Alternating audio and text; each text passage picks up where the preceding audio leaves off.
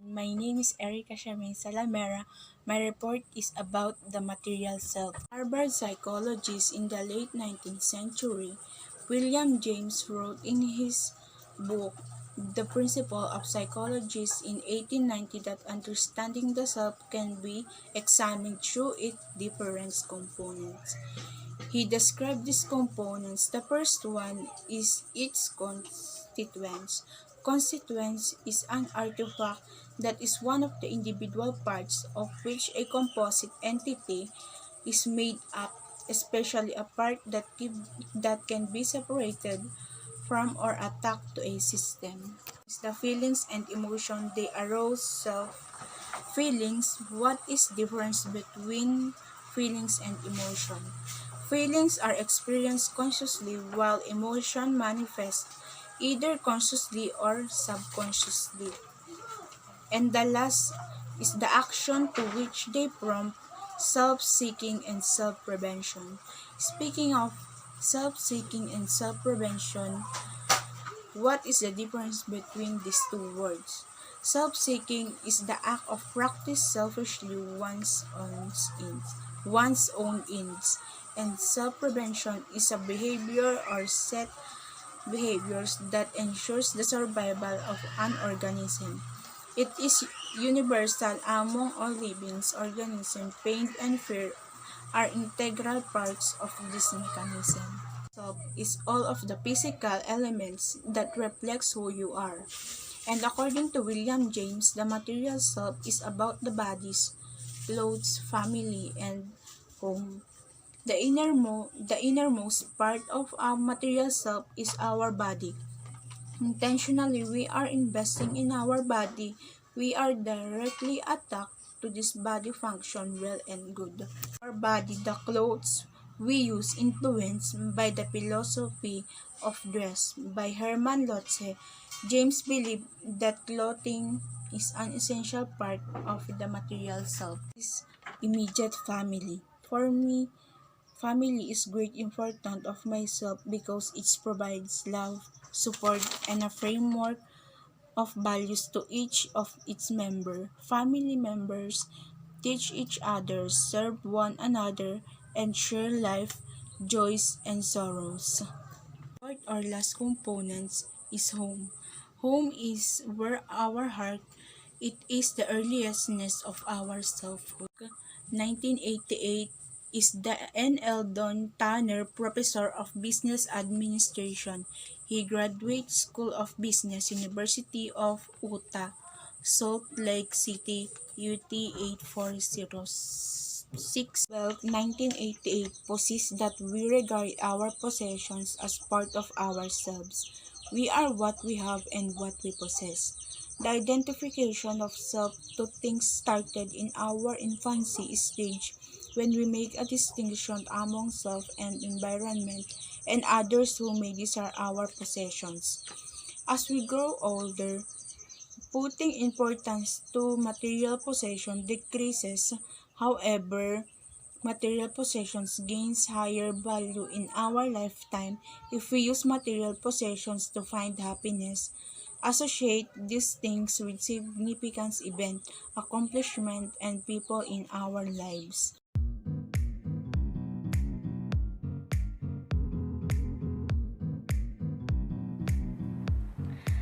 Good afternoon, everyone. I am Winnie May Moral. So, our topic is all about supernatural, believe it or not.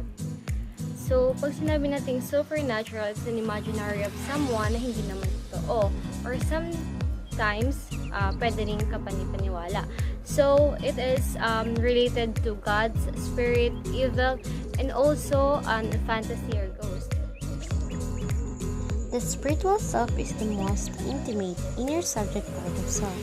It is the most intimate version of self because of the satisfaction experienced when thinking of someone's ability to argue and discriminate, of one's moral sensibility and concise, and of our uncurled will, sphere than all other sentiments of satisfaction. Sa sarili natin is meron tayong tinatawag na spiritual self. So, sinasabi, spiritual self is parang conclusion sa sarili natin or paano natin ma-apply yung sa sarili natin as belief ng isang tao or paniniwala ng isang tao. So, we have tackled all about the religion and ritual. So, when we said religion, Religion, a set of culture, belief, and practices.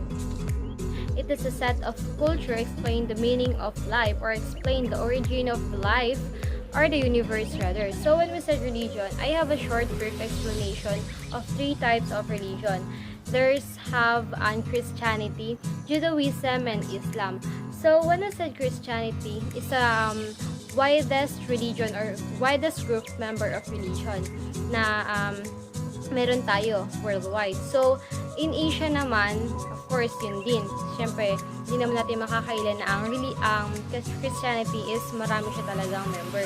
So, the second one is Judaism. So, when we say Judaism is a collective religious, cultural, and legal tradition. Or, mas dito sa Judaism na religion is mas marami silang ginaganap or ginagawang mga tradition or mga culture nila or kinagawian na nila. Third one is Islam. Islam is a Abrahamic monotheistic religion or teaching that there is only one God. Or sinasabi nila na si Muhammad is a messenger of God or yun ang pinakang founder nila. Also, ang tawag nila sa God nila is Allah. So, Islam is also known as, kilala siya bilang isang Muslim. So, syempre marami. Ito yung pinakang second widest group member of religion in worldwide or in Asia. So, syempre, dyan sa mga religion na yan, sa three types of religion na yan, meron din naman tayong mga sariling religion in our Asia. So, in Asia, marami din ditong religion or tinatawag na mga born again, Adventist, yun, mas maraming mga nag-evolve or yung mga civilization natin or maraming mas nakilalang mga religion dahil sa mga sa three types na to. So, dyan nagsimula lahat or yung iba naman is based on the Bible book or the wisdom of book. So, we will proceed to the characteristic of religion. So,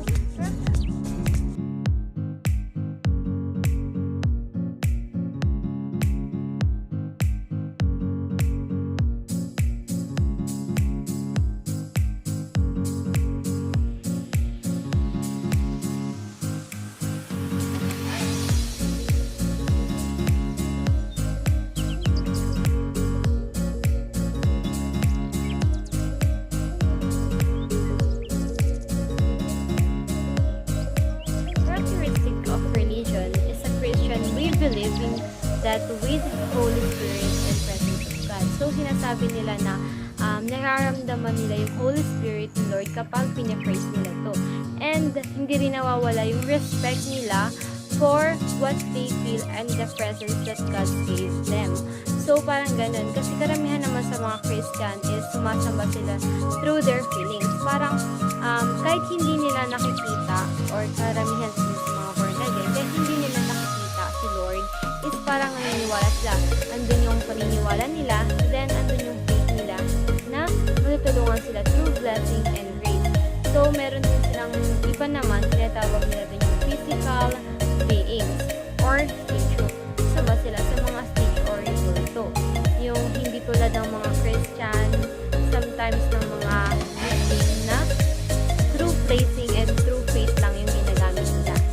Meron din doon na there is communicate and sacred objects. So, merong mga tao na naniniwala kapag sila or may ginagawa silang mga activity para pinapupurihan. So, di ba sa Catholic, meron din silang tinatawag na Nazarene or ginagawa nila object to praise God or ginagawa nila yung mga nagpinitensya yung iba and yung iba naman pag mahal na araw, syempre di ba hindi lang natin yun. So, we have a difference of meaning on what we believe. Meron tayo kanya-kanyang paniniwala. Katulad ng mga three types ng religion. So, social bonds. Naniniwala din sila na sa pag-build ng relationship through God is social bonds. Siyempre, hindi naman mabubuo ang isang church or isang organization kung walang social bonds. So, sinasabi din na we can build our church organization without their members. So, totoo naman. Ritual is a performance of ceremonial acts prescribed by tradition or sacred law. characteristic a feeling or emotion of respect, of fascination or dread in relations to the sacred. Depends upon a belief system that is usually expressed in the language of myth. Is a symbol in relation to its reference. Others have some of example that special to their action in different ritual and different religion.